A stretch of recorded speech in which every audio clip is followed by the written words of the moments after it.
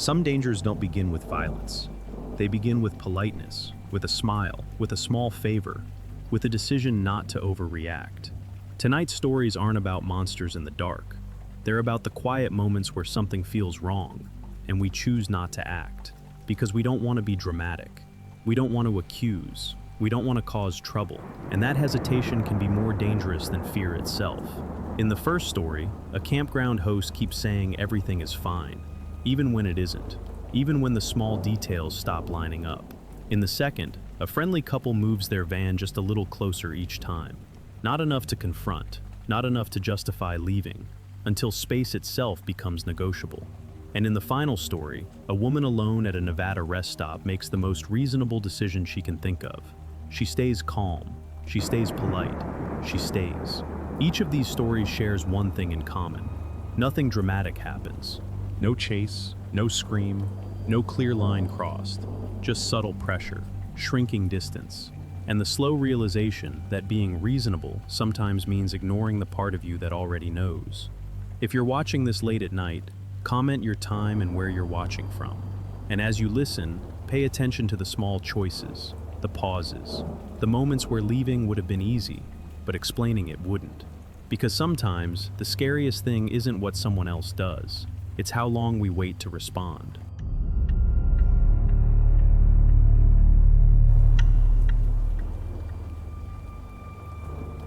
I didn't think there was a problem, not at first. It was already dark when I pulled into the RV park, 8:40 p.m. I remember because the dashboard clock flickered once before settling. The place was smaller than I expected. 3 RVs, maybe 4. Hard to tell in the dark. The office was closed. A wooden sign pointed to a metal drop box for payment envelopes. The desert stretched behind the park like a black ocean. No fence back there, just open land. That's when I met him. He stepped out of a narrow trailer near the entrance. Thin, white hair, late 60s maybe. He smiled before I even rolled down the window. "Evening," he said. "You're safe here." I hadn't asked. I told him I'd booked online. He nodded quickly, almost too quickly. "Quiet spot. Nothing ever happens here." He said it casually, like small talk, but he didn't look at me when he said it. He was looking past me, toward the desert. I told myself I was reading too much into it. He handed me a folded map of the sites. Number 12, near the back, close to the open land. I backed in slowly, gravel crunching under the tires. While leveling the RV, I noticed something strange. Extension cords, more than there should have been. Only 3 RVs were parked in visible sites, but I counted at least 5 thick cables running into darkness. They disappeared behind bushes near the empty pads. Maybe leftover hookups. Maybe someone unplugged earlier. When I asked him about it, he smiled again. "It's fine," he said. "Probably just old wiring." Probably. The air cooled fast once the sun was gone. Desert nights don't waste time. I finished setting up, checked the doors twice, locked everything. At 10 p.m. sharp, the park went completely silent. No traffic, no highway hum, nothing. The quiet felt heavy. I stepped outside once more before bed, just to breathe. That's when I heard it. A generator. Low, steady. Not loud, but constant. I checked the sign near the entrance earlier. Quiet hours after 10 p.m. No generator use. The sound wasn't coming from the 3 visible RVs. It was coming from farther back, near the open desert. I stood there for a minute, waiting for it to shut off. It didn't. Instead, I heard footsteps on gravel behind me. I turned. It was him. He didn't use a flashlight, didn't seem surprised to see me outside. "You're fine," he said before I could speak. "That one's been acting up lately." I hadn't told him what I was hearing. He said it like reassurance, like a reflex. "It's fine." He repeated it twice that night. The second time was when I mentioned the cords. The third time was when I asked about the generator. After that, I stopped asking. Because every time he said it, something in me felt smaller, like I was the one making it strange. I went back inside, locked the door, turned off the lights. The generator kept running. And sometime after midnight, I realized I couldn't remember hearing any vehicle leave the park. But one of the RVs was gone in the morning. The generator was still running when I woke up. 6:18 a.m. The desert light was already pushing through the blinds. Pale, washed out, too honest for how little I had slept. For a moment, I convinced myself I had imagined it, that maybe it was part of a dream. Then I stepped outside. The air was cold and thin. The generator hum was gone, and one of the RVs was missing. There had been 3 when I arrived. Now there were 2. I stood there longer than necessary, trying to remember the sound of tires on gravel, trying to remember headlights sweeping past my window. Nothing. I would have heard it. Gravel carries sound at night. I walked toward the empty site. The ground still showed fresh tire tracks, deep ones, heavy vehicle, but the gravel hadn't been raked. No sign anyone had cleaned up after leaving. The extension cord I noticed last night was still there, plugged in, running toward that now empty pad. No RV, no vehicle, just a live cable resting on dirt. That didn't make sense. I heard the trailer door open behind me. "You're up early," he said. Same smile, same calm tone. "Did someone leave last night?" I asked. He didn't look toward the empty site. He looked at me. "Yeah, they left around sunrise. Sunrise was less than an hour ago." I didn't hear anything.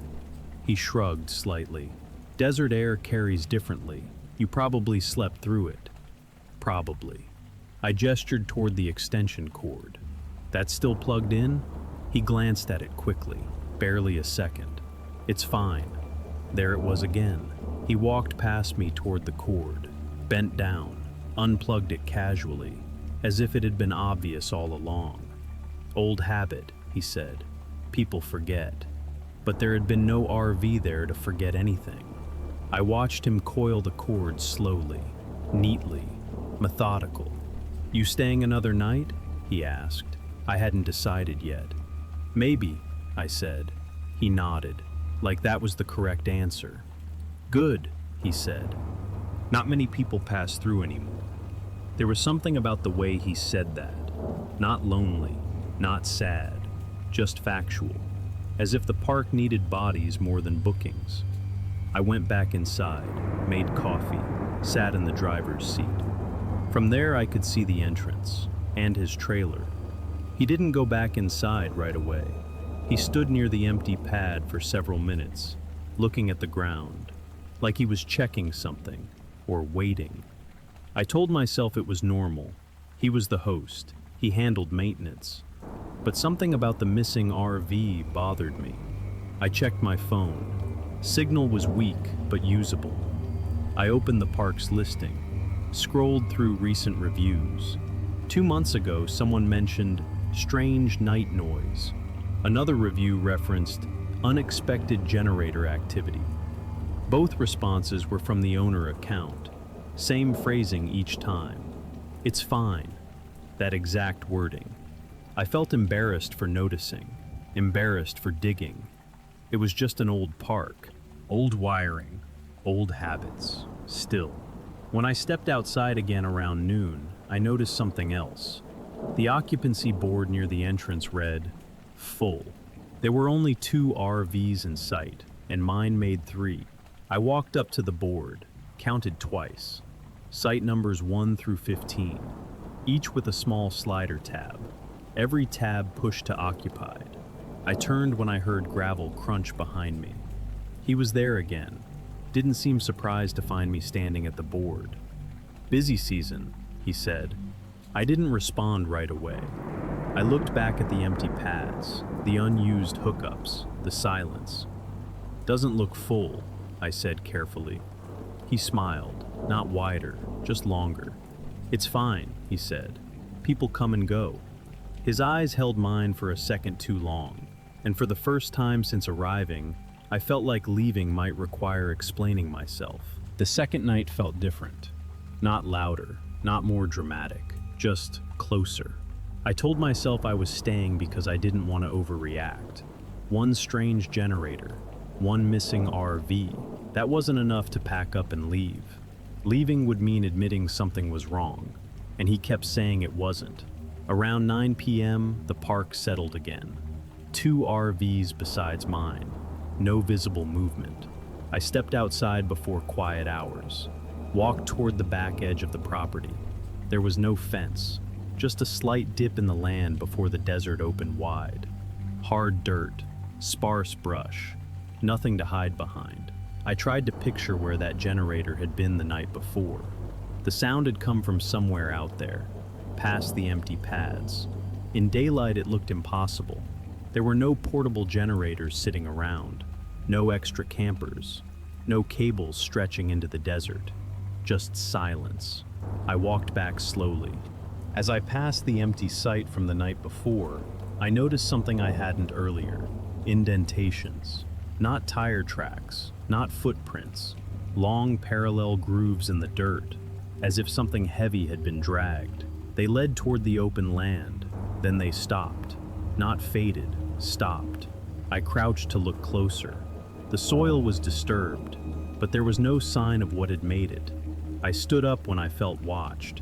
He was by his trailer again, not waving, not approaching, just standing. When I walked toward him, he smiled.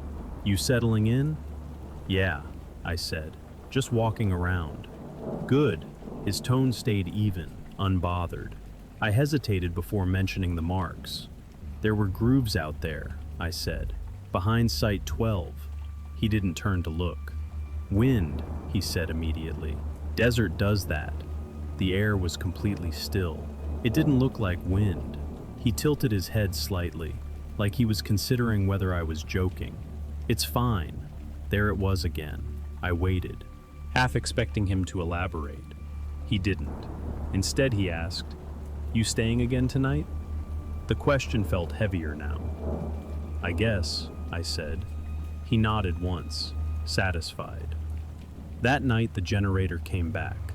Earlier this time, 9:57 p.m., before quiet hours, louder than before. I checked my phone clock twice, listened carefully. The sound wasn't steady anymore. It fluctuated, like something powering on and off in short intervals.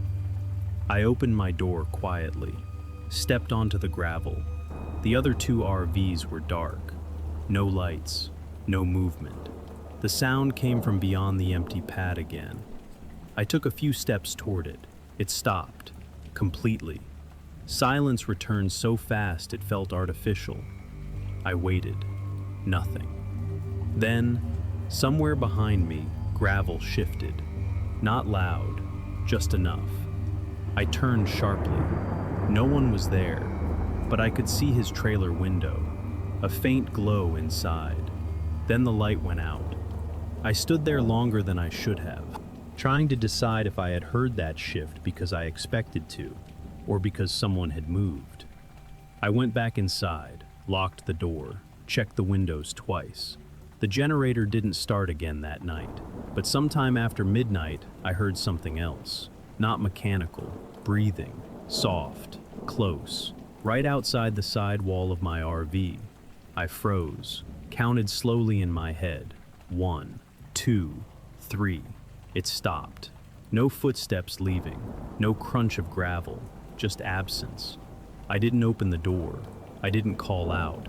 I lay there awake until morning. And when I finally stepped outside at 6:32 a.m., there were no footprints beside my RV, no disturbed gravel, nothing at all, as if I had imagined the entire thing. He was already outside when I looked toward the entrance, watching me. "You sleep okay?" he asked. I hesitated. "Yeah," I said. He smiled. "It's fine," he said. And this time, I wasn't sure if he meant the park or me. By the third morning, leaving felt complicated. Not physically, mentally. I packed slower than usual, checked the hookups twice, stood there with the power cable in my hand longer than necessary. It would have been easy to drive away. No gate, no barrier. But I kept thinking about what I would say if he asked why. I didn't have a reason, not a real one. Around 10 a.m. he walked over. "You heading out?" he asked. "Maybe," I said. He looked past me toward the RV, then toward the desert behind it. "Most people stay at least 3 nights," he said. I hadn't told him how long I planned to be there. "I've got places to be," I replied. He nodded slowly. "You're fine here," he said again, "as long as you don't go wandering." That last part landed differently. "Wandering where?" I asked. He shrugged lightly. "Desert plays tricks." Same phrase as before. I forced a small smile, tried to make it casual. "I saw more of those grooves this morning," I said. "Behind 13 this time." He didn't blink. "It's fine." I waited. Nothing else. No curiosity, no surprise. Just that sentence. He turned and walked back toward his trailer. That afternoon, I decided to stay one more night. Not because I felt safe, because I didn't want to leave over something I couldn't explain. Around sunset, I noticed something new. Another RV parked at Site 7. I hadn't heard it arrive, hadn't seen headlights. It just existed there now. Lights off, curtains drawn. I stood outside watching it longer than necessary. No movement inside. I walked toward the entrance to check the board. Full. Still. All sliders pushed to occupied. I counted visible rigs. Mine, 2 from earlier. The new one, 4 total. 15 sites marked full. I felt something tighten in my chest. Not panic, recognition. I walked back toward my RV and nearly collided with him. He was closer than I expected. "You're still here," he said. "I guess I am." He studied my face for a second. "You don't have to keep checking things," he said. "It's fine." That was new. I hadn't told him about the board. I hadn't mentioned counting. "How do you know I was checking?" I asked. He smiled again. Small, controlled. People who aren't fine always check. The generator started before dark that night. Not from the desert, from somewhere between the sites, closer than before. I stepped outside immediately. The new RV at Site 7 was still dark. No lights, no movement. But the sound was clearly coming from that direction. I took a few steps toward it. The generator cut out instantly. Silence. I stood there, heart steady but alert. Then I saw something shift behind the curtain. Just a shadow, moving across fabric. I waited for a door to open. Nothing. I listened for footsteps. Nothing. After a full minute, I walked closer. Gravel under my boots. The RV's windows were black, opaque. No glow inside at all. I circled halfway around it. No generator outside. No cables running from it. No sign anyone was there. But the engine block was warm when I placed my hand on the metal near the front wheel. Warm. Not from sun. The sun had already dipped low. From use. I stepped back slowly. That's when I noticed him again. Standing near the entrance. Watching. Not approaching. Not waving. Just observing. And for the first time since I arrived, I understood something clearly. If I left now, it wouldn't be because I was overreacting. It would be because I had stayed too long. I didn't sleep that night. Not really. I kept the engine keys on the small table beside the bed, within reach. The generator didn't start again, but the silence felt deliberate. Around 1:14 a.m., I heard movement outside. Not walking, not gravel. Something brushing lightly against the side of the RV. Slow, measured.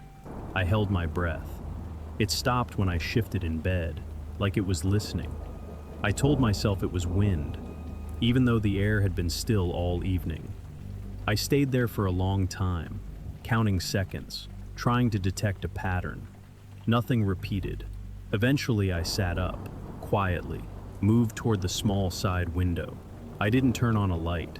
I eased the curtain back a fraction of an inch. The new RV at Site 7 was gone. No headlights, no engine noise, no gravel disturbance, just gone. The space looked empty, flat, unmarked. But something else was there. A cable, thick, black, running from the direction of his trailer toward the empty pad. Not plugged into anything, just lying there. I watched it for a full minute. It didn't move. No hum, no vibration, just presence. I let the curtain fall. At 3:02 a.m., I heard it again. The generator. But this time it wasn't distant. It was directly behind my RV, close enough that I could feel a faint vibration through the floor. I didn't think. I grabbed the keys, moved to the driver's seat. My hands were steady. I started the engine. The generator stopped immediately. Silence slammed back in. I turned on the headlights. Nothing behind me, just open dirt, empty desert. No machine, no cables. I sat there with the engine running for a full 30 seconds. Then I shut it off. I didn't want to look paranoid, didn't want to escalate something that might not be there. I stepped outside instead. The gravel felt colder than before. I walked slowly around the rear of the RV. No marks, no indentations, no dragged grooves, nothing at all. But when I circled back toward the front, I saw him, standing near Site 7, hands at his sides. "You're up late," he said calmly. "You too," I replied. He glanced toward the empty pad. "They left," he said. "I know. They were only staying one night. I didn't hear them leave." He smiled faintly. Desert air carries differently. Same sentence, same rhythm. I looked toward the ground near his feet. The cable I had seen earlier was gone. "You run generators for empty sites?" I asked. His expression didn't change. "It's fine," he said. There was no irritation in his voice, no defensiveness, just certainty. Then he added something new. "You don't have to stay if it's bothering you." The offer didn't feel like permission. It felt like confirmation. I realized then that he had never once asked what I was hearing, never once asked what I had seen. He only ever told me it was fine, as if the explanation didn't matter, only the outcome did, whether I stayed or left. I went back inside without another word, locked the door. This time I didn't lie down. I sat in the driver's seat, watched the entrance through the windshield. At 4:11 a.m., I saw movement near the occupancy board. He was there, sliding one tab from occupied to vacant, just one. Then he walked back toward his trailer. I counted the visible RVs again in my head. Mine, 2 older ones, no new arrivals, 3 total. But the board now showed 14 occupied, 1 vacant. I stayed awake until sunrise, and when the light finally revealed the park clearly, I noticed something I hadn't before. There were faint drag marks behind every empty site. Not deep, not obvious, but there, leading toward the desert and stopping halfway into the open land, as if something had been moved, repeatedly, for a long time. I left at 6:07 a.m. No announcement, no explanation. The sun was barely above the horizon. The desert looked harmless in that light. He was already outside, standing near the entrance, like he had been waiting. "Heading out?" he asked. "Yeah," he nodded once. No disappointment this time. "You were fine here," he said. Not a question, a statement. I didn't argue. I didn't explain. I drove past him slowly, watched him in the side mirror. He didn't wave. He just stood there until the park disappeared behind a curve in the road. For the first 30 miles, I kept checking my mirrors. Nothing followed.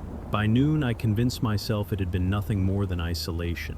A quiet park, an old man, an overactive mind. I almost laughed about it. Around 2:18 p.m., my phone buzzed. Email notification. Subject line.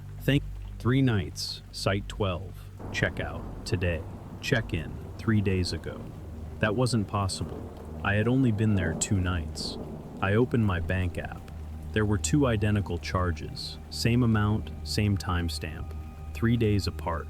I tried calling the number listed on the receipt. It rang, then went silent. No voicemail. I checked the park listing online. The reviews were gone. Not hidden, gone. The map still showed the location, but the website link led nowhere.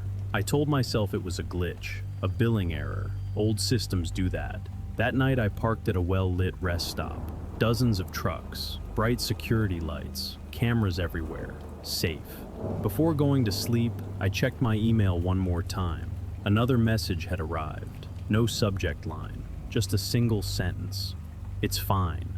No signature, no logo, just that. I stared at the screen longer than I should have.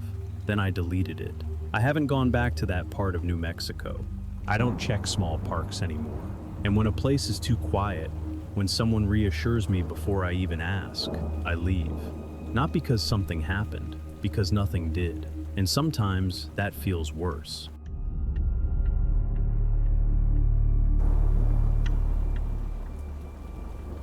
We shouldn't have asked them to sit down. That's the part I keep replaying. It was late afternoon when we pulled onto the BLM land outside of Quartzsite. Wide open desert, flat in every direction.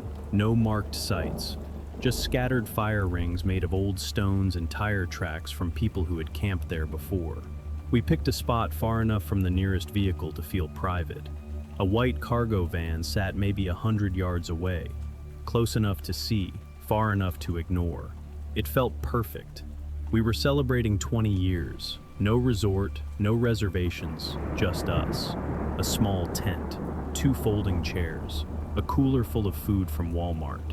We set up slowly, watched the sun drop behind low mountains, listened to the wind move through dry brush. By 8, it was dark enough to see stars clearly. No highway noise, no city glow, just quiet. I remember thinking this was exactly what we needed. The van's side door slid open sometime after 8. I didn't think much of it. People move around at campsites. About 10 minutes later, 2 figures walked toward us. A man and a woman, both maybe mid-40s, relaxed pace, hands visible. I stood up automatically. "Hey," the man called softly. "You wouldn't happen to have a lighter, would you?" His tone was casual, friendly. I did have one. I held it up. He smiled. "Mind if we grab a spark from your fire instead?" I hesitated just long enough for it to feel awkward. My wife looked at me, not nervous, just waiting. "Sure," I said. "Come on over." They didn't just lean in to light something. They brought chairs. That should have been the first moment. The woman set hers down without asking, close enough to feel like a circle. The man followed. "We won't stay long," he said. "Just wanted to say hi." He introduced himself. So did she. I won't repeat their names. I don't know if they were real. They asked where we were from, how long we'd been traveling, if we had kids. Normal questions. The kind you answer without thinking. I answered most of them. My wife answered a few. They laughed easily, reacted quickly, almost too in sync with each other. The fire popped once. The sound felt loud in the open space. The man glanced toward the darkness behind our tent. "You picked a good spot," he said. "Less wind here." I hadn't mentioned wind. "It's pretty open," I replied. He nodded slowly. "Yeah, but some spots are worse." The woman smiled at my wife. "You guys staying more than one night?" "We're not sure yet," my wife said. I noticed she didn't elaborate. They stayed longer than not long. 40 minutes at least, maybe more. Time moves differently around a fire. At some point the man leaned back and said, "Funny running into you out here." Running into. The desert stretched for miles in every direction. "Yeah," I said. "Big place." He didn't respond to that. The woman stood first. "We'll let you two enjoy your night," she said. Fire washed through me faster than I expected. They gathered their chairs, walked back toward the van. About halfway there, the man turned. "See you tomorrow," he said. It wasn't a question. I watched them disappear into the dark outline of the vehicle. The van door slid shut. Silence returned. My wife stared into the fire. "I didn't love that," she said quietly. "They seemed fine," I replied. I heard myself say it and almost stopped. Fine. That word again. "They asked a lot," she said. "People do," I answered. "Camping makes people chatty." She didn't argue, but she didn't agree either. Later, when we zipped up the tent, I looked toward the van. It felt closer than before. I told myself it was the darkness playing tricks. I lay awake longer than usual that night. Not because I was afraid, because I was replaying small details. The way they had already been carrying chairs. The way he said, running into. The way she asked how long we were staying. None of it was wrong. Not exactly. That was the problem. There wasn't a single moment I could point to and say, that's when we should have left. There was only a series of tiny decisions, like saying yes to a simple request, like not wanting to look rude. And by the time I finally drifted off, I realized something that should have bothered me more. I couldn't remember who had suggested we sit closer to the fire. I only remembered that the circle had gotten smaller. We woke up to the sound of a vehicle door. Not close, not right next to us, but close enough that my wife opened her eyes and didn't go back to sleep. The desert morning was pale, quiet. The kind of quiet that makes every small noise feel important. I unzipped the tent and stepped out. The white van was still there, same spot as the night before. For a second, I felt relieved. If it hadn't moved, then maybe none of this meant anything. Maybe they were just friendly people. Maybe my wife was just tired. Maybe I was reading into it. Then I noticed something on the ground. Fresh footprints, not ours. Not the random tracks you see on BLM land. Clear prints in the dust, leading from the direction of the van, curving toward our fire ring, stopping a few feet short of our tent, like someone had walked up, looked, and decided not to come closer. I stared at them longer than I should have. My wife came out behind me, held her jacket tight around her shoulders. "You see that?" she asked. "Probably from last night," I said, but the dust had been undisturbed when we went to bed. I remembered, because I'd kicked at it near the chair legs. I'd watched it puff up. These prints were clean, sharp edges, recent. My wife didn't argue. She just looked toward the van.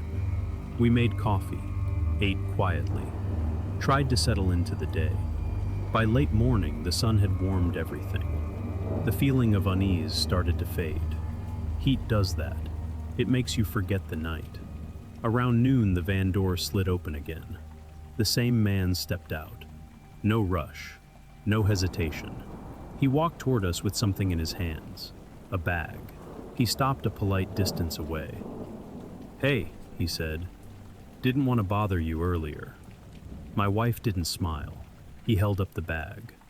"We brought marshmallows. Figured we'd share since you let us use the fire." I didn't want marshmallows. That wasn't the point. But refusing felt strangely heavy. It's ridiculous. It's sugar in a bag. A harmless gesture. But in the moment, saying no felt like creating tension in a place with no witnesses. "Thanks," I said. "That's nice of you." He nodded, like we had just confirmed something. He didn't step closer. He didn't ask to sit. He waited. My wife looked at me. Her eyes said what her mouth didn't. "Don't invite them again." I cleared my throat, tried to keep it casual. "We might head out tomorrow," I said. It wasn't true, not yet, but I wanted him to know we weren't anchored here. The man didn't react the way I expected. He didn't say, "Oh, okay," didn't shrug. He smiled, slow. "Yeah," he said, "people come and go out here." It sounded like a line he'd used before. Then he added, "Wind's supposed to pick up tonight. If you need anything, just holler." Holler. Like we were neighbors. Like the distance between our camps didn't matter. He turned to leave. Halfway back, he stopped and looked toward our cooler. Not directly, just enough for me to notice. "You guys from Colorado?" he asked suddenly.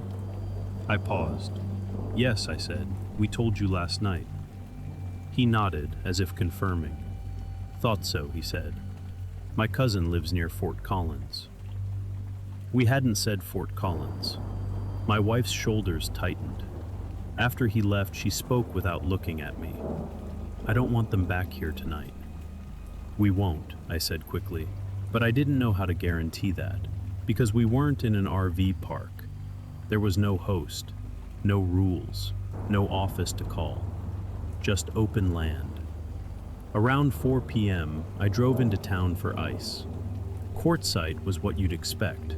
Dusty roads, A few gas stations, a couple of diners, tourists with rigs passing through.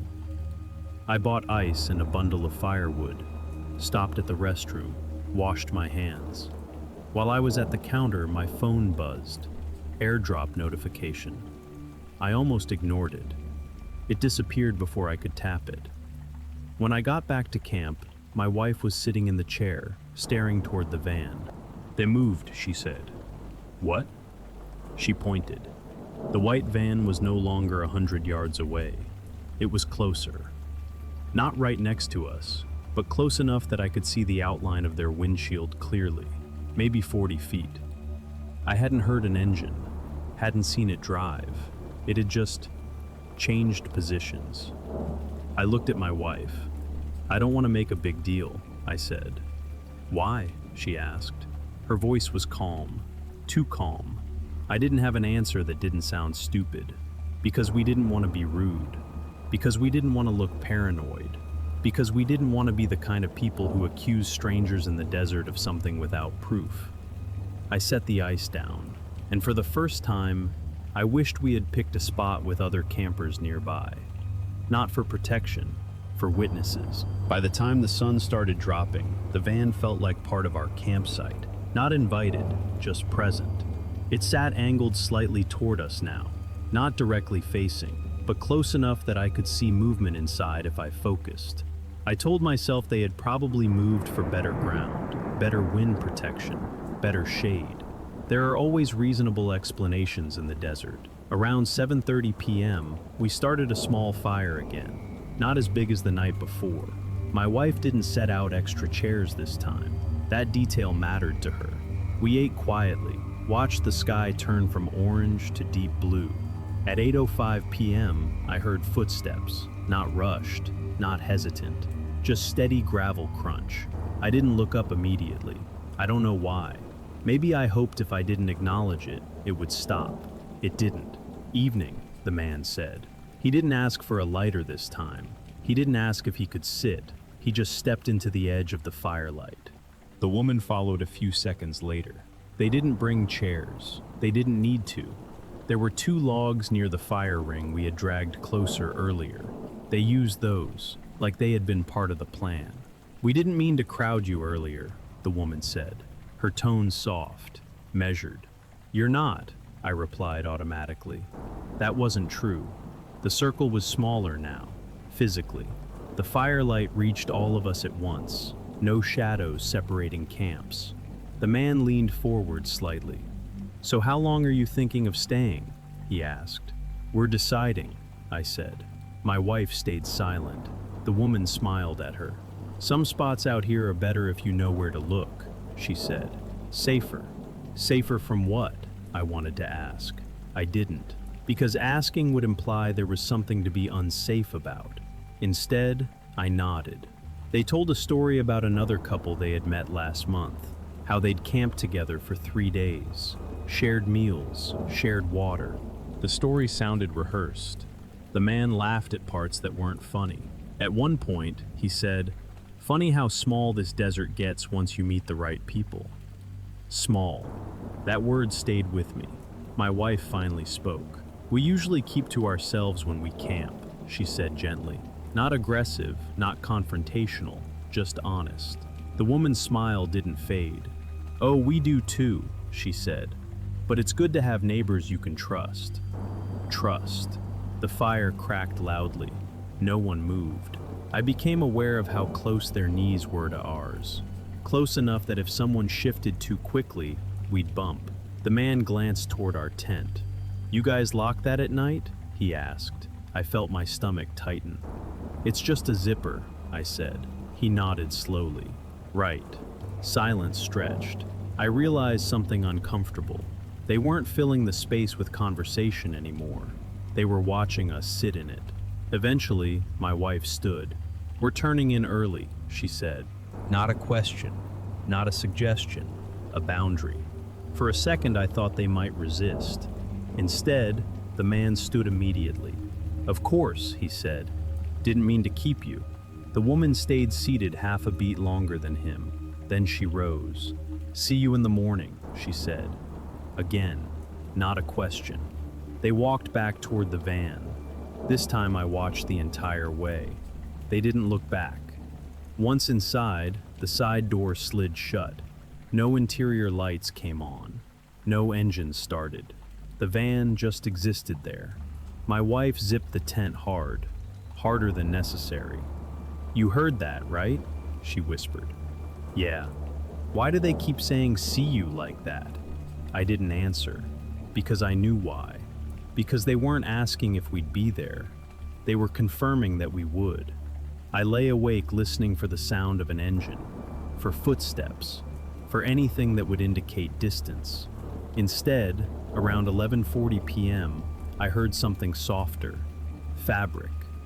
The faint scrape of something brushing against nylon, not loud enough to be wind, too deliberate to be random.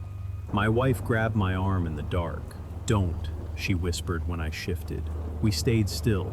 The sound stopped. Then came a light tap, not a knock, just contact, testing.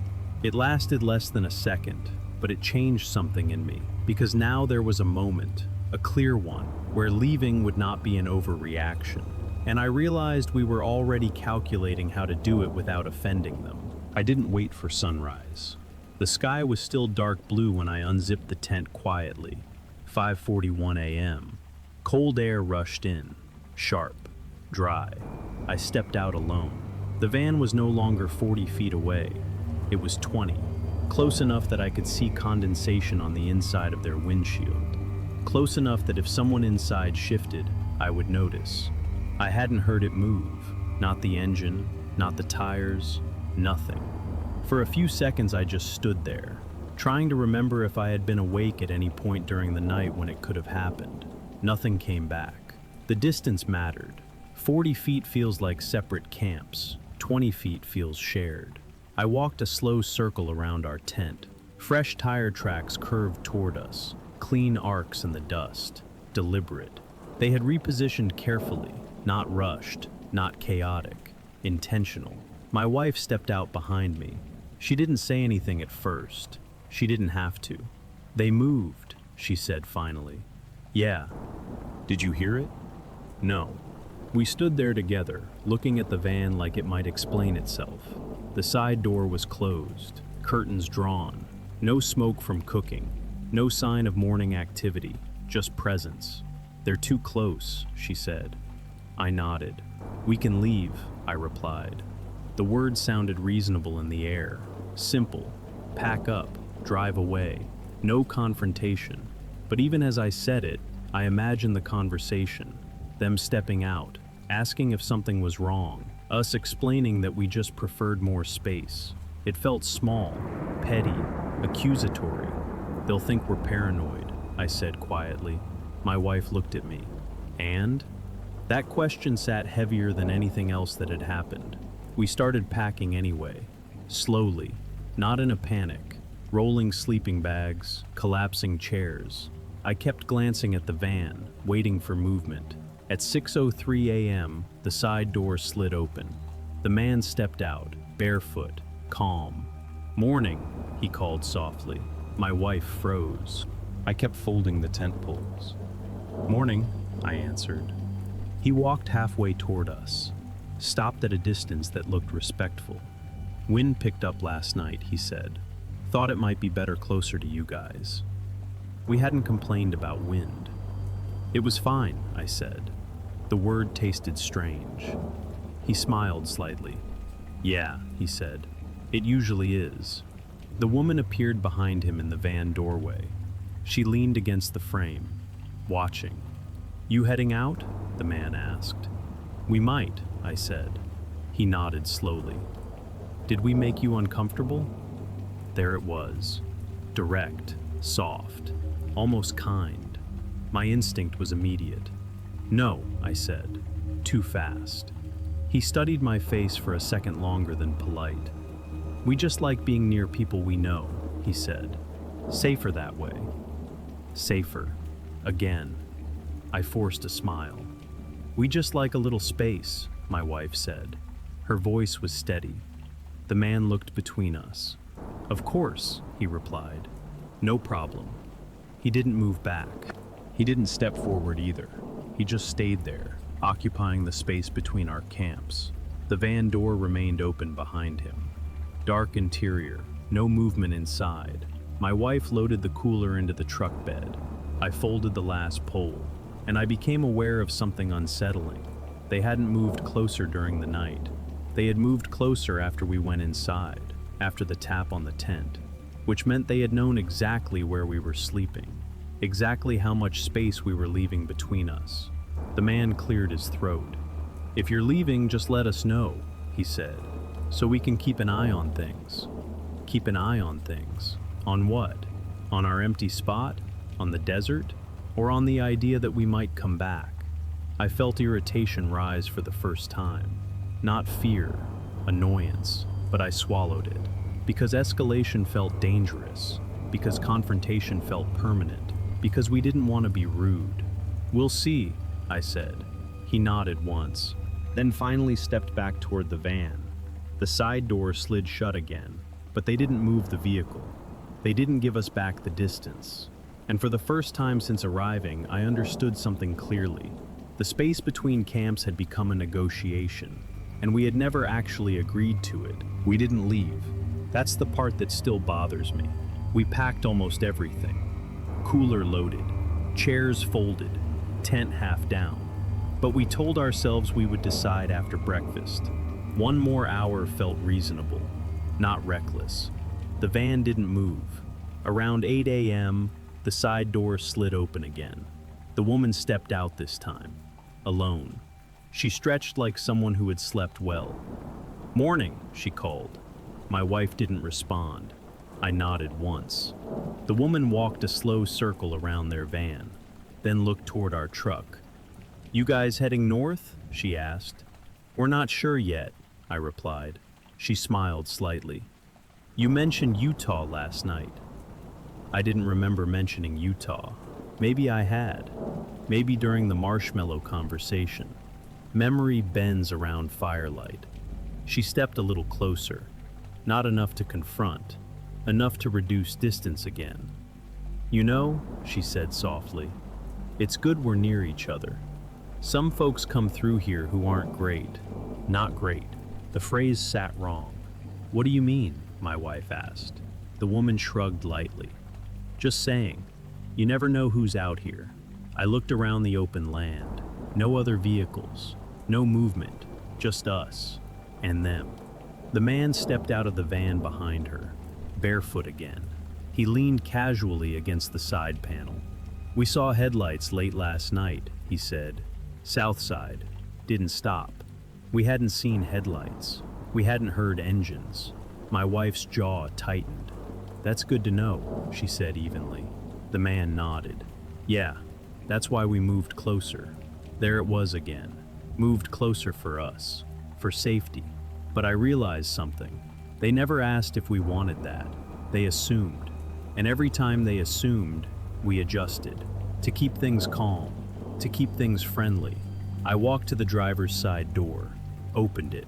The man's posture shifted slightly. Not aggressive, just attentive. "You guys sure you don't want to stay one more night?" he asked. The offer sounded casual, but it carried weight. My wife climbed into the passenger seat without answering. I stood there for a second longer than necessary. The man held my gaze. "You don't have to rush," he added. "It's fine." The same tone he'd used the first night around the fire. Calm, certain. I got into the truck, started the engine. The sound broke the morning quiet sharply. For a second, I expected them to step back. They didn't.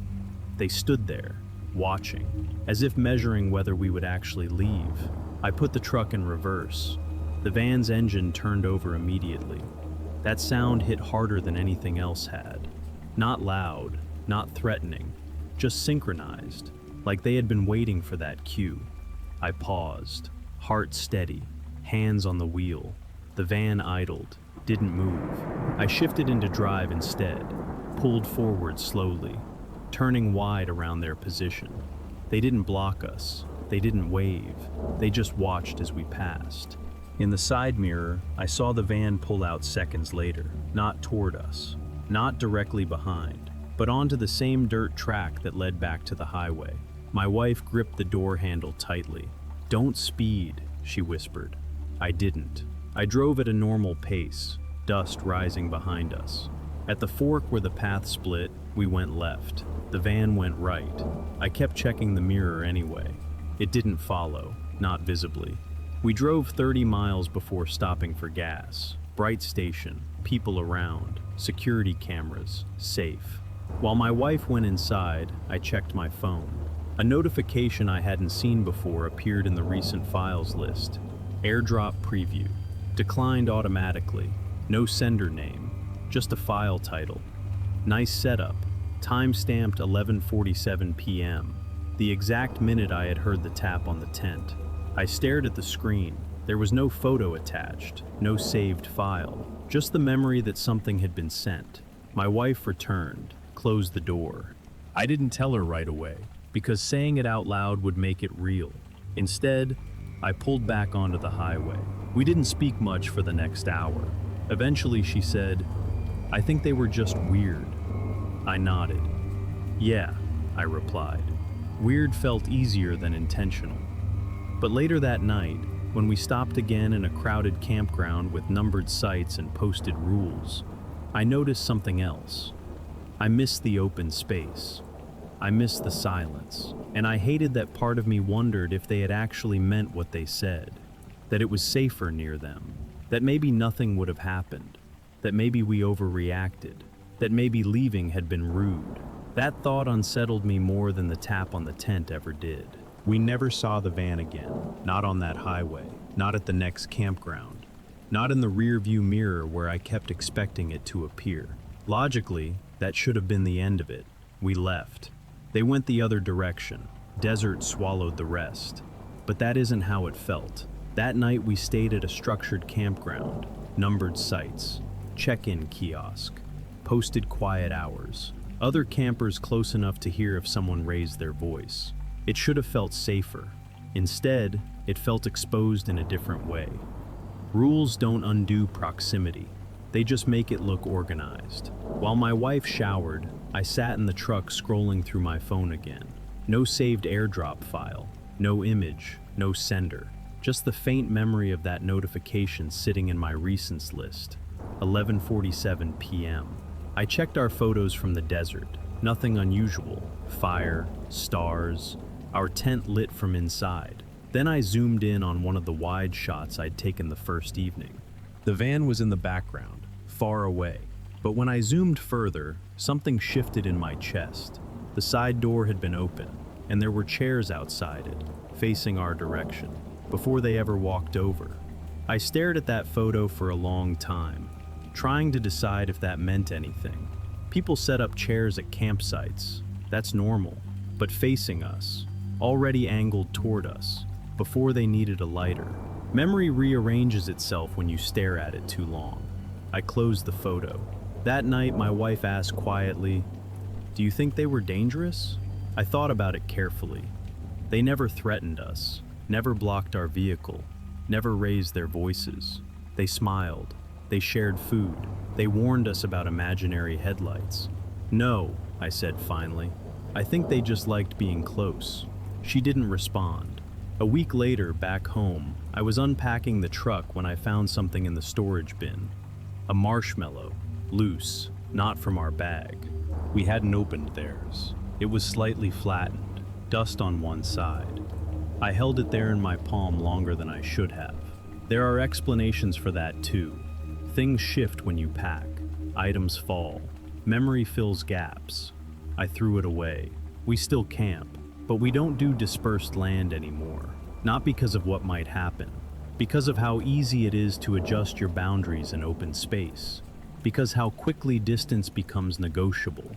Because how fast "we don't want to be rude" turns into "maybe this is fine." And I've realized something uncomfortable since then. If they had knocked harder, if they had said something openly threatening, if they had crossed one clear line, leaving would have been easy. It was the absence of that line that kept us there. The absence of a moment dramatic enough to justify action. That's what lingers. Not the van, not the tap on the tent. just the slow shrinking of space, and how willing we were to accept it.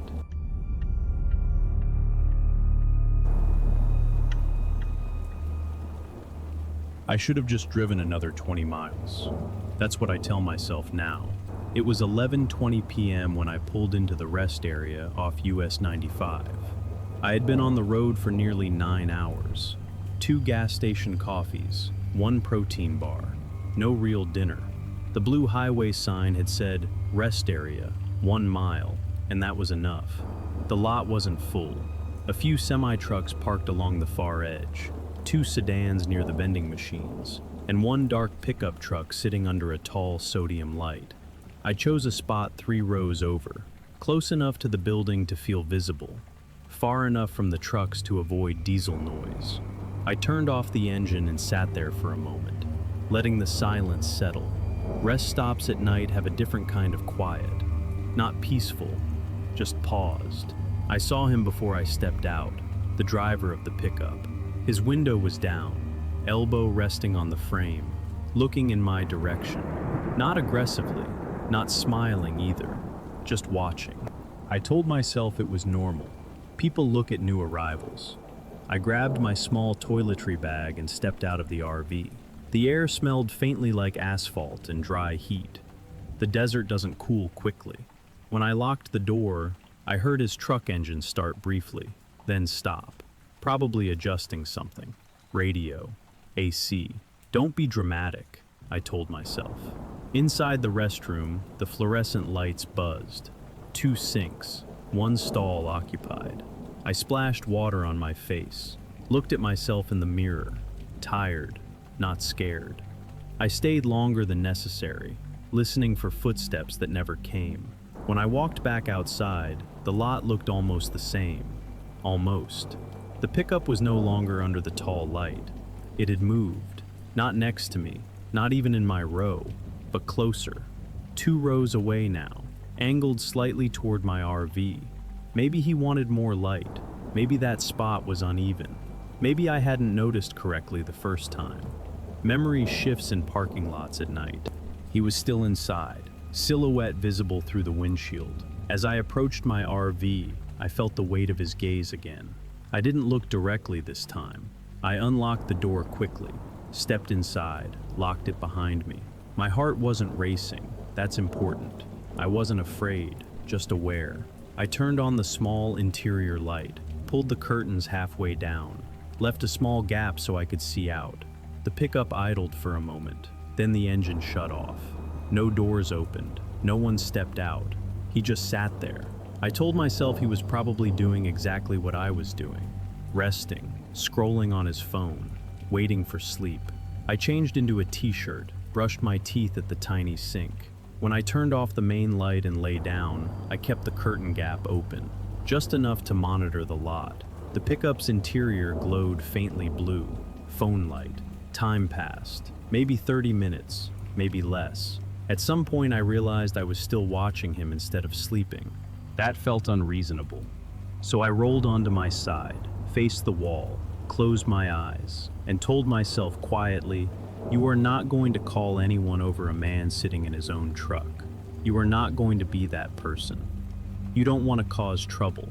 That thought felt mature, balanced, responsible. It also meant I stayed. I woke up at 12:46 a.m. Not suddenly, not from a nightmare. Just the kind of half-wake that happens when you sleep somewhere unfamiliar. For a moment, I didn't know where I was. Then the shape of the restroom building outside the window brought it back. Rest stop, Nevada, US 95. I kept the curtain gap in the same place, a narrow strip of parking lot. The pickup was still there, closer than I expected. It hadn't been 2 rows away anymore.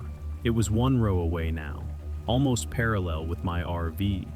I stared at it for a long time, trying to decide if I was sure. I hadn't heard an engine, hadn't heard tires on gravel, but the lot was asphalt, quiet, smooth. Cars can move without much sound. That's what I told myself.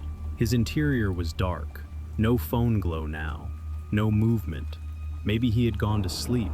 Maybe he had moved earlier, before I drifted off. I checked my locks again. Not because I thought someone was breaking in, because it calmed my hands. Deadbolt, latch, driver door, all set. I force myself to lie back down. I tried a breathing trick I use after long shifts. In through the nose, out slow. I almost fell asleep again. Then I heard the restroom door open, a hollow swing, a soft thud, footsteps, light. Not heavy boots, not running, just someone walking. I held still. The footsteps crossed the lot and stopped. Silence stretched. Then another restroom door opened, the women's side. I listened carefully. No footsteps returning, no car door slam. Nothing that told me where the person went after leaving the building. I waited a full minute. Then I turned my head back to the curtain gap. The pickup's driver door was open, wide enough that I could see the inside light glowing faintly. I didn't see a person, just the open door. The light stayed on. Then it clicked off. The door remained open. My mouth went dry. I wanted to believe he was just airing the truck out, stretching, using the restroom. But why leave the door open like that? Why turn the interior light off? I reached for my phone. I didn't unlock it. I just held it. Like holding it counted as doing something. I thought about the options. Call the non-emergency number. Walk to the restroom with my keys and leave. Start the engine and drive. All of them felt like escalation. All of them felt like a scene. And the most embarrassing part was that I couldn't point to anything specific. A truck moved. A door opened. That's all. No threat. No words. No contact. I stared at the open door and waited for a person to appear. Nothing. Eventually, after what felt like 10 minutes, the door closed. Soft. Controlled. No slam. The pickup's engine didn't start. No headlights. It just sat there again, like a statue. I lay back down. My heart was beating harder now. Not panic, just insistence. I told myself I could still leave in the morning, when it was light, when I could do it without feeling dramatic. I closed my eyes, and I hated myself for the thought that followed. Maybe he's just tired too. Maybe he's harmless. Maybe I'm the problem. That's what not causing trouble does. It turns your instincts into an argument you have to win. I drifted off again around 2 a.m., or at least I think I did, because the next thing I remember is the sound of my RV door handle shifting slightly. Not opening, just testing. Once, then nothing. The door handle didn't move again. That's important. It wasn't rattled. It wasn't pulled hard. Just tested once, like someone confirming something. I stayed completely still. Every sound inside the RV felt louder after that. The hum of the fridge, the faint click of cooling metal. I counted to 60 in my head. Then again. No footsteps, no voices, no truck engine. I told myself it could have been air pressure, metal expanding, a shift in temperature. Except I had lived in that RV long enough to know the difference. This had been deliberate. I rolled slowly onto my back and reached toward the small control panel above the bed. There's a button that turns on the exterior floodlight. I hovered over it. If I pressed it, the lot would flood with white light. Anyone standing outside would be visible instantly. It would also announce that I was awake, that I had noticed, that I was responding. I didn't press it, because if no one was there, it would look dramatic, like I was panicking over nothing. I picked up my phone instead. Opened the dash cam app. The rear camera feed loaded after a second. Static flicker. Then the back of the lot. Empty. No silhouette, no movement. I switched to the side camera. The pickup truck filled the frame. Close. Still. Its driver's side window was up now. I rewound the feed 30 seconds. Nothing. Rewound a full 2 minutes. Nothing. No one walking near the RV. No shadow passing across the lens. I checked the timestamp. 2:58 a.m. The moment I remembered the handle moving had been around 2:40. I tried to scroll back further. The footage skipped. 12 minutes unavailable. Corrupted file. That happens sometimes when the power dips, or when storage overwrites older data. It's normal. That's what I told myself. I closed the app, sat there in the dark for a long time. My mind began constructing explanations faster than I could question them. Maybe I brushed the handle earlier and forgot. Maybe the truck driver had simply walked by on his way to the restroom. Maybe I dreamed it in that half-sleep state. Each possibility felt responsible, rational. Each one meant I didn't have to act. Acting would mean escalation. Escalation would mean admitting something was wrong. And I still didn't have proof of that. At 3:12 a.m., the pickup's headlights turned on. Not bright beams, just the interior glow first, then a low engine rumble. My body reacted instantly. I sat upright, heart steady but fast. The truck didn't pull away, it idled. Then slowly, without using a turn signal, it rolled forward, closer. It moved into the empty spot directly beside my RV, close enough that if I opened my door, it would be less than 10 feet away. The engine cut. Silence returned. I stared at the curtain gap. The truck's hood filled most of the view now. I could see the outline of the driver's silhouette clearly. He wasn't looking at his phone. He was facing forward, toward my RV. I considered starting my engine right then, driving off. No explanation. But I imagined the sound of my engine roaring to life at 3:15 a.m. Other travelers waking. Doors opening, people staring. I imagined him stepping out, confused. Is something wrong? And me having to say, no, I just felt weird. Felt weird doesn't hold up well under fluorescent lights, so I stayed. I told myself I would leave at sunrise, in full daylight, when it looked reasonable. The truck's interior light flicked on briefly. The driver's door opened halfway, then closed again. No one stepped out. No one knocked. Nothing happened. That was the worst part. Nothing happened. The truck remained there, engine off, close enough that I could see my own RV reflected faintly in its side mirror. I lay back down slowly. Didn't close my eyes this time, just waited for light. And somewhere between 4 and 5 a.m., I realized something that unsettled me more than the handle ever had. He had moved closer 3 separate times. Each time I adjusted. Not him, me. By 4:38 a.m., I stopped pretending I might sleep again. The sky outside had shifted from black to a thin shade of gray. Not sunrise yet, just the suggestion of it. The pickup was still there, 10 feet away. Close enough that if he opened his door fully, it would nearly align with mine. I hadn't heard him get out, hadn't heard footsteps. But I hadn't heard the truck move earlier either. At 4:52 a.m., his driver's side door opened. This time I saw it clearly through the curtain gap. The interior light came on. A shape moved. A leg stepped out. He stood beside the truck, not stretching, not walking toward the restroom, just standing, facing my RV.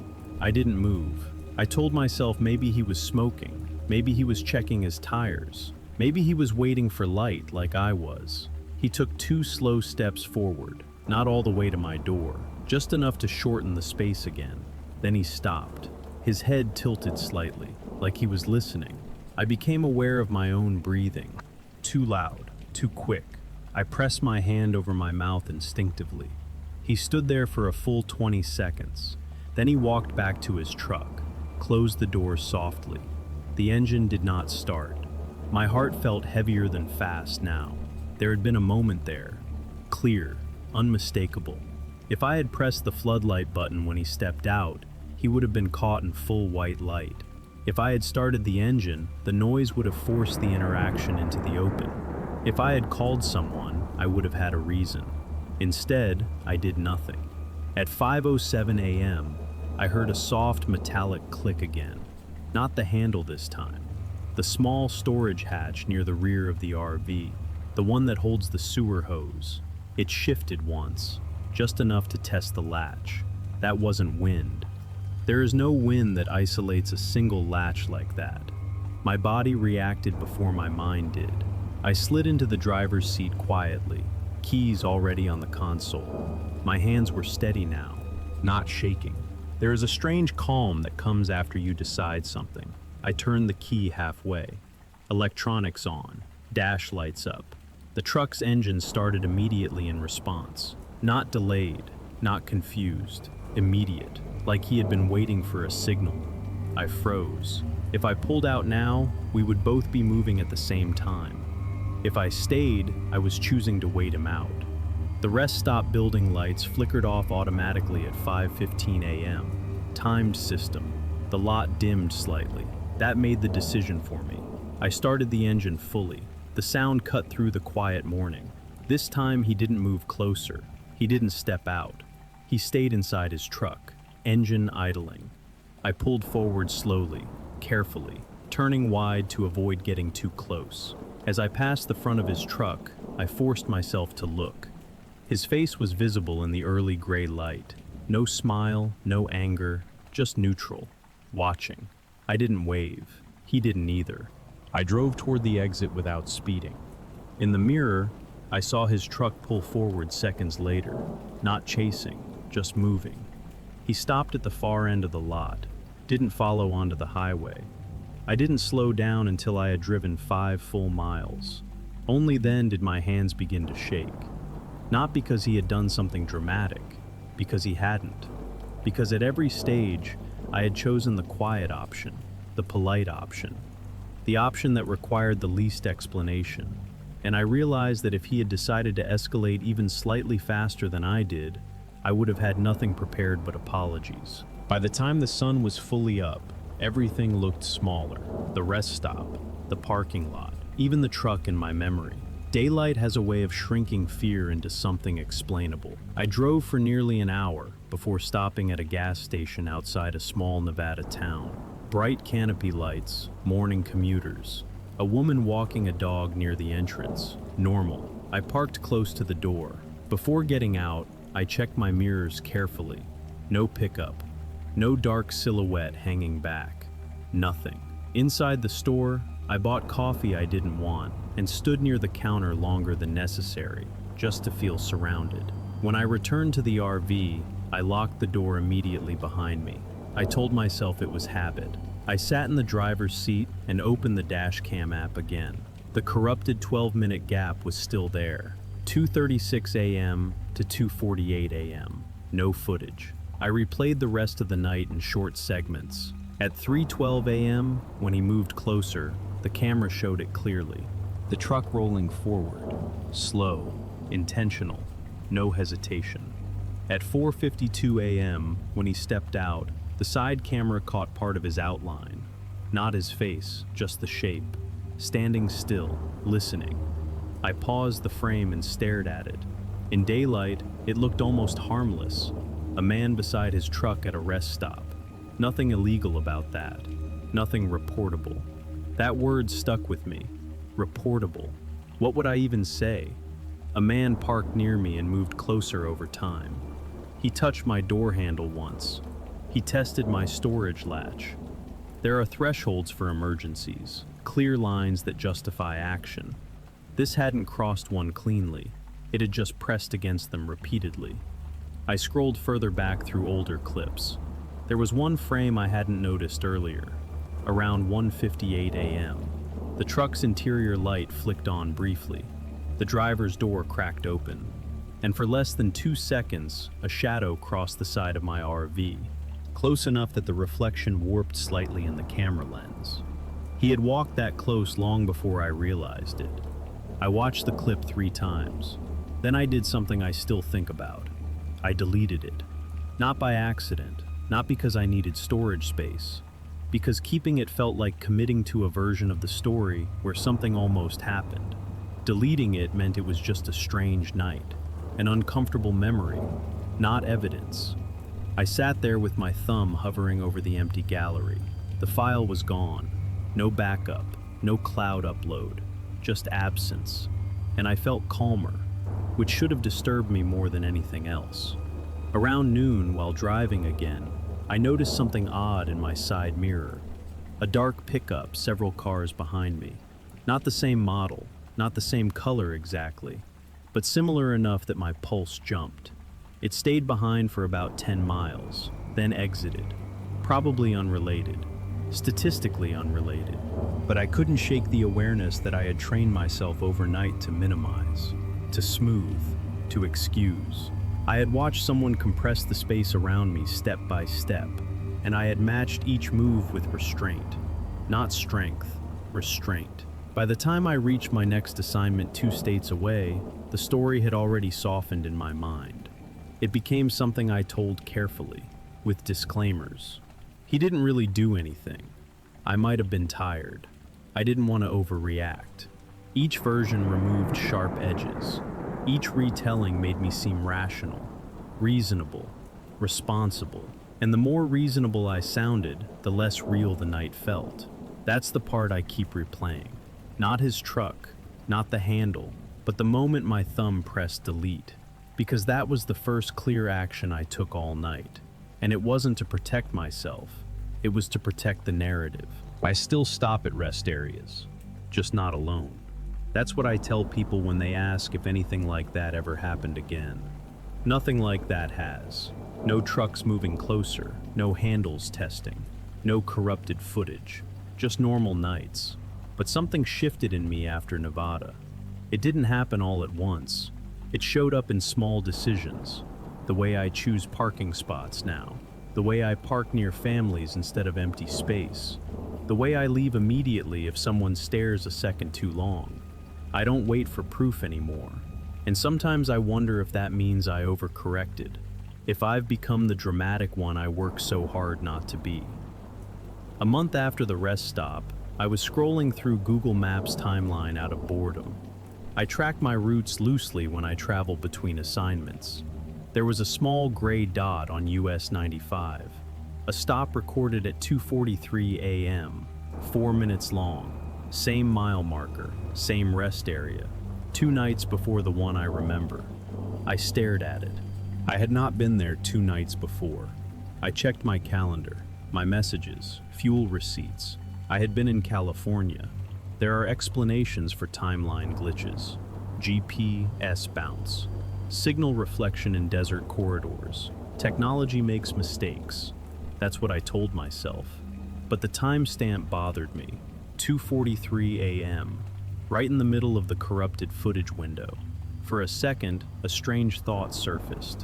What if I hadn't just stayed too long? What if I had been there before? What if this wasn't the first time I told myself not to cause trouble? I closed the app, didn't screenshot it, didn't report it. I let the gray dot sit there quietly in my history, because chasing it would mean reopening everything. And I've learned something uncomfortable about myself. When faced with a choice between confrontation and composure, I default to composure. I smooth the story. I minimize the tension. I remove the sharp edges until it fits neatly inside reason. It makes me look balanced. It also makes me slow. That night in Nevada, he moved closer 3 times, tested twice, stood outside once, and I responded with patience each time. Patience is usually considered a strength. Out there, it felt like permission. Sometimes I replay the final image from that night. His truck beside mine, engine off, waiting. Not aggressive, not urgent, just present. And I think about how easy it would have been for him to escalate 1 level faster than I was prepared for. How thin the margin was between unease and something worse. Nothing dramatic happened, that's the truth. But the absence of drama isn't proof of safety. It's proof that timing aligned in my favor. I don't tell this story often. When I do, I add qualifiers. He didn't really do anything. I might have imagined part of it. It was probably nothing. Each sentence sounds mature, responsible, reasonable. But if I'm honest, the worst part wasn't that he moved closer. It was that I kept making space for him to do it. Nothing dramatic happened in any of these stories. No doors kicked in, no one screaming for help, no clear villains stepping into the light. Just small decisions. A generator left running, a van parked a little closer, a truck that didn't technically do anything wrong. And in every case, the most dangerous moment wasn't obvious. It was the pause. The second where leaving would have been simple, but explaining it would have felt awkward. That's the trap, not fear, politeness. If you've ever stayed somewhere longer than you should have, If you've ever convinced yourself something was fine because you didn't want to seem dramatic, you already understand. The next stories won't be about politeness. They'll be about what happens when the environment itself turns against you. No negotiation, no social cues, just isolation. Different place, same mistake. Stay aware.